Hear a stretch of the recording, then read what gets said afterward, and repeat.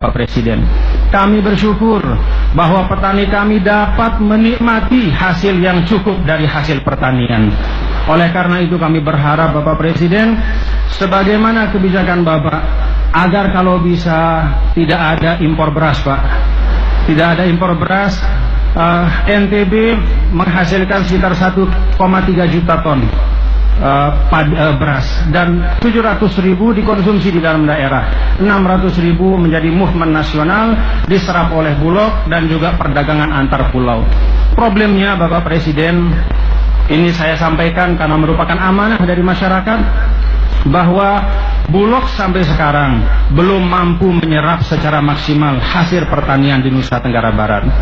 Demikian pula hasil pertanian jagung kami Bapak Presiden. Pertanian jagung di NTB untuk tahun 2015 pertumbuhannya tertinggi di Indonesia Bapak Presiden. Dari 760.000 menjadi 1.010.000 ton.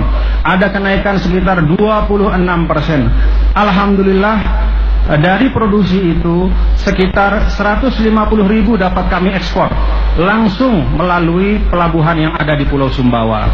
Oleh karena itulah, ketika akhir-akhir ini kami mendengar bahwa ada rencana Bulog membeli jagung impor dari luar negeri dengan harga Rp3.000 per kilogram, kami berpikir kalau saja 3.000 itu oleh Bulog digunakan untuk membeli hasil jagung petani kami pada saat panen raya dulu, maka insya Allah petani di Nusa Tenggara Barat akan jauh lebih sejahtera.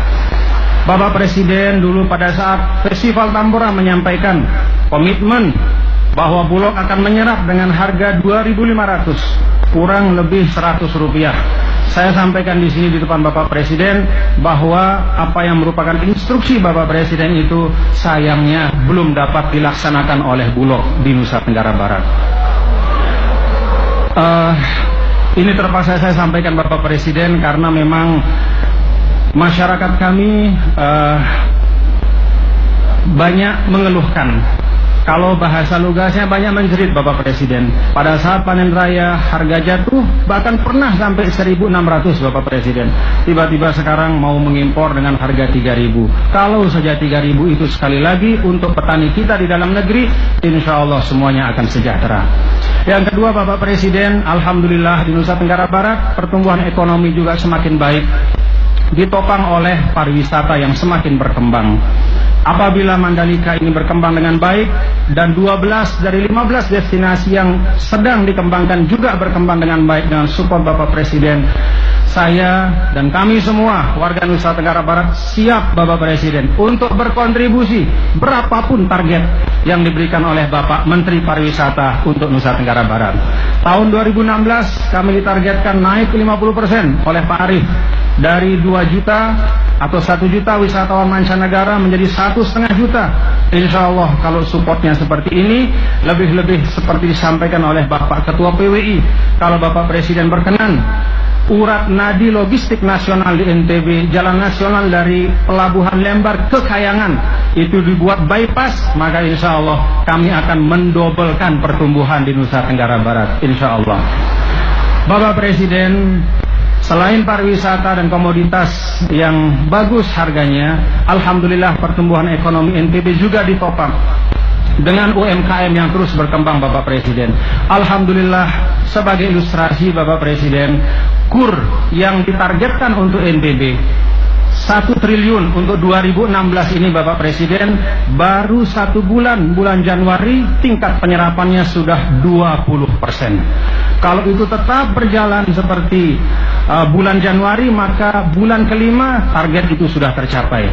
Kami mohon bisa ditambah targetnya Bapak Presiden. Wirausahawan, anak-anak muda NTB sedang giat-giatnya berusaha, dan pariwisata membuka lapangan kerja yang luar biasa untuk masyarakat kami. Demikian pula yang tidak dapat diabaikan adalah bahwa alhamdulillah di Provinsi Nusa Tenggara Barat implementasi dari dana desa juga cukup baik Bapak Presiden, dan itu juga mempengaruhi perekonomian di tingkat desa, dan dengan demikian juga gini rasio di perdesaan kami juga menurun. seluruh faktor-faktor ini tentu dengan dukungan Bapak Presiden dan ikhtiar seluruh masyarakat Nusa Tenggara Barat dan juga dengan ridho Allah Subhanahu wa taala, semoga dapat kami jaga dan terus kembangkan pada masa-masa yang akan datang. Bapak Presiden yang kami muliakan, hadirin dan hadirat sekalian yang berbahagia, sedikit saya ingin menyampaikan sebelum saya mengakhiri sambutan. Tadi Bapak Ketua Umum PWI telah menyampaikan banyak hal tentang pers. Saya ini seorang yang mengkonsumsi pers, Bapak Presiden, sebagaimana banyak dari kita semua. Tentu harapan kita semua adalah bahwa pers nasional adalah pers yang terus-menerus menyuarakan kebenaran, menyuarakan fakta dengan sebaik-baiknya. Saya tidak punya banyak ilustrasi tentang pers, Bapak Presiden. Saya cuma ingat dulu ketika saya pernah tinggal di Mesir, Bapak Presiden, waktu menuntut ilmu pada masa Presiden Husni Mubarak, masa yang disebut dengan masa otoriter atau rezim otoriter. Pada saat itu koran-koran banyak, Bapak Presiden, tapi pada saat itu ada anekdot di masyarakat kampus, kalangan cendekiawan dan kalangan di luar pemerintah, bahwa di antara koran itu yang benar hanya halaman 10, Bapak Presiden. Kalau kata orang Mesir, kita lagi baca koran, udah jangan repot-repot baca koran, ilisah hasafatul ashirah, udah jangan habisin waktu banyak baca koran, yang benar cuma halaman 10. Halaman 10 itu akhbarul wafayat, Pak, berita duka cita. Hanya itu saja yang benar zaman Mubarak, Pak. Begitu Mubarak jatuh di Mesir, awal 2011 meledak pers, Pak. Jadi TV dibangun, kemudian koran, media, majalah banyak sekali. Anekdotnya berubah, Bapak Presiden. Jadi kalau sebelumnya kita di masyarakat kampus sering ditepuk bahu, udah halaman 10 saja. Setelah reformasi di Mesir itu atau jatuhnya Mubarak, justru kata orang Mesir, mafis ilisah walasafatil asyirah. Sekarang halaman 10 juga sudah nggak bisa dipercaya.